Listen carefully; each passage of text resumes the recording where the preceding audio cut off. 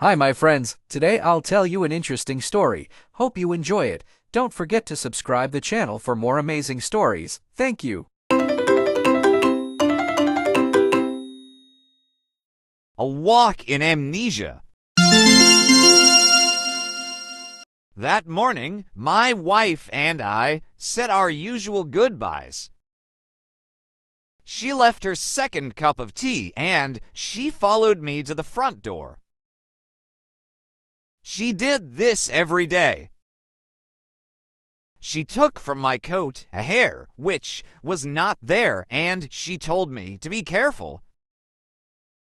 She always did this. I closed the door and she went back to her tea. I am a lawyer and I work very hard. My friend, Dr. Volney, told me not to work so hard. You'll be ill. He said, A lot of people who work too hard get very tired and suddenly they forget who they are. They can't remember anything. It's called amnesia. You need a chance and a rest. But I do rest. I replied. On Thursday nights, my wife and I play a game of cards, and on Sundays, she reads me her weekly letter from her mother. That morning, when I was walking to work, I thought about Dr. Volney's words. I was feeling very well and pleased with life. When I woke up, I was on a train and feeling very uncomfortable after a long sleep. I sat back in my seat and I tried to think. After a long time, I said to myself, I must have a name. I looked in my pockets. No letter, no papers, nothing with my name on. But I found $3,000. I must be someone, I thought. The train was crowded with men who were all very friendly. One of them came and sat next to me. Hi. My name's R.P. Boulder. Boulder and Son from Missouri. You're going to the meeting in New York, of course. What's your name? I had to reply to him, so I said quickly, Edward Pinkhammer from Carnopolis, Kansas. He was reading a newspaper, but every few minutes he looked up from it to talk to me. I understand from his conversation that he was a druggist, and he thought that I was a druggist too. Are all these men druggists? I asked. Yes, they are. He answered, Like us, they're all going to the yearly meeting in New York. After a time, he held out his newspaper to me. Look at that. He said, Here's another of those men who run away and then say that they have forgotten who they are. A man gets tired of his business and his family, and he wants to have a good time. He goes away somewhere, and when they find him, he says that he doesn't know who he is, and that he can't remember anything. I found $3,000 in my pocket. I took the paper and read this. Denver, June 12th, Thelwyn C. Belford, an important lawyer in the town, left home 3 days ago and has not come back. Just before he left, he took out a lot of money from his bank. Nobody has seen him since that day. He is a quiet man who enjoys his work and is happily married. But Mr. Belford works very hard, and it is possible that he has amnesia. But sometimes people do forget who they are, Mr. Boulder. I said. Oh, come on. Mr. Boulder answered. It's not true, you know. These men just want something more exciting in their lives. Another woman, perhaps. Something different. We arrived in New York at about 10 o'clock at night. I took a taxi to a hotel, and I wrote the name Edward Pinkhammer in the hotel book. Suddenly, I felt wild and happy. I was free.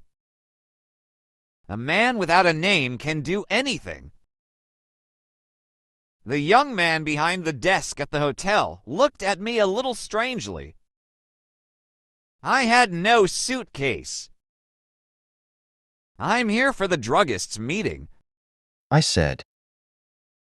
My suitcase is lost. I took out some money and gave it to him. The next day, I bought a suitcase and some clothes, and I began to live the life of Edward Pinkhammer. I didn't try to remember who or what I was. The next few days in Manhattan were wonderful. The theaters, the gardens, the music, the restaurants, the nightlife, and the beautiful girls. And during this time, I learned something very important. If you want to be happy, you must be free. Sometimes I went to quiet, expensive restaurants with soft music. Sometimes I went on the river in boats full of noisy young men and their girlfriends. And then there was Broadway with its theaters and bright lights. The next few days in Manhattan were wonderful. One afternoon, I was going back into my hotel when a fat man came and stood in front of me. Hello, Belford. He cried loudly. What are you doing in New York? Is Mrs. B with you? I'm sorry, but you're making a mistake, sir. I said coldly. My name is Pinkhammer. Please, excuse me. The man moved away in surprise, and I walked over to the desk. Behind me, the man said something about a telephone. Give me my bill, I said to the man behind the desk, and bring down my suitcase in half an hour. That afternoon, I moved to a quiet little hotel on Fifth Avenue. One afternoon, in one of my favorite restaurants on Broadway, I was going to my table when somebody pulled my arm. Mr. Belford. A sweet voice cried. I turned quickly and saw a woman who was sitting alone. She was about 30, and she had very beautiful eyes. How can you walk past me like that? She said. Didn't you know me? I sat down at her table. Her hair was a beautiful red, gold color. Are you sure you know me? I asked.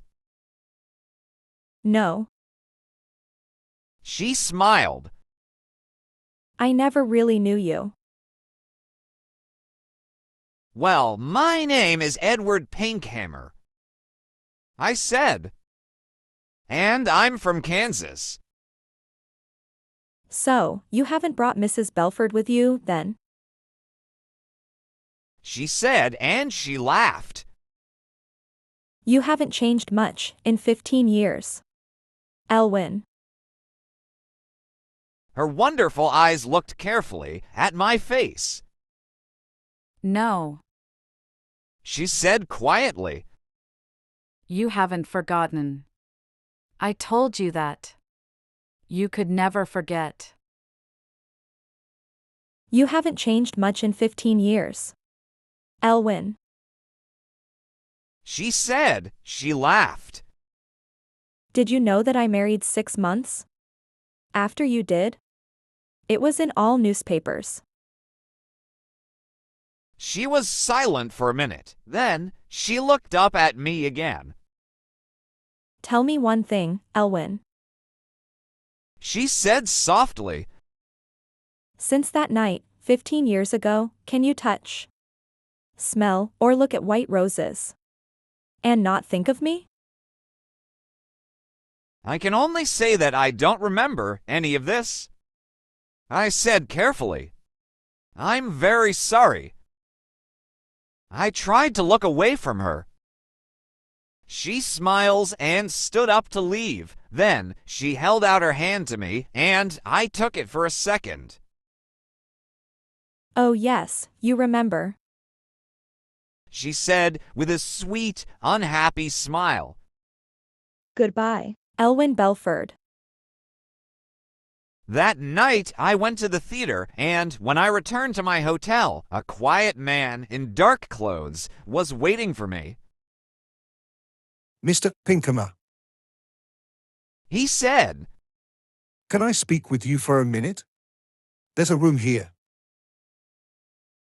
I followed him into a small room. A man and a woman were there. The woman was still beautiful, but her face was unhappy and tired. I liked everything about her. The man, who was about 40, came to meet me. Belford, He said, I'm happy to see you again. I told you that. You were working too hard. Now you can come home with us. You'll soon be all right. My name, I said, is Edward Pinkhammer?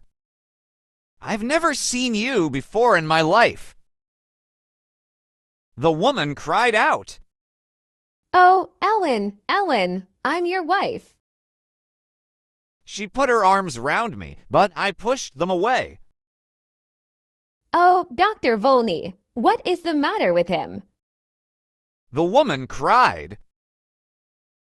Go to your room. The doctor said to her, He'll soon be well again. The man who was a doctor turned to me and said quietly, Listen. Your name is not Edward Pinkhammer. I know that. I replied, but a man must have a name. Why not Pinkhammer?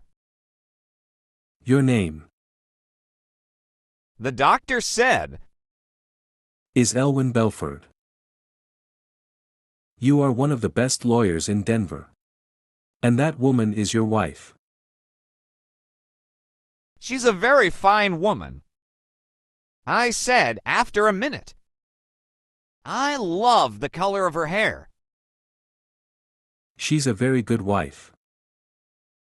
The doctor replied, When you left 2 weeks ago, she was very unhappy. Then, we had a telephone call from a man who saw you in a hotel here. I think I remember him. I said, he called me Belford. Excuse me, but who are you? I'm Bobby Volney. I've been your friend for 20 years, and your doctor for 15 years. Elwin, try to remember. You say you're a doctor. I said, how can I get better? Does amnesia go slowly or suddenly? Sometimes slowly. Sometimes suddenly. Will you help me, Dr. Volney? I asked. Old friend. He said, I'll do everything possible, Very well. And if you're my doctor, you can't tell anybody what I say. Of course not. Dr. Volney answered. I stood up. There were some white roses on the table. I went over to the table, picked up the roses, and threw them far out of the window. Then I sat down again. I think it will be best, Bobby, to get better suddenly. I'm a little tired of it all now. Go and bring my wife Marion in now. But, oh, doctor, I said with a happy smile. Oh, my good old friend, it was wonderful. Thank you for staying with us. Don't forget to subscribe the channel for more interesting stories.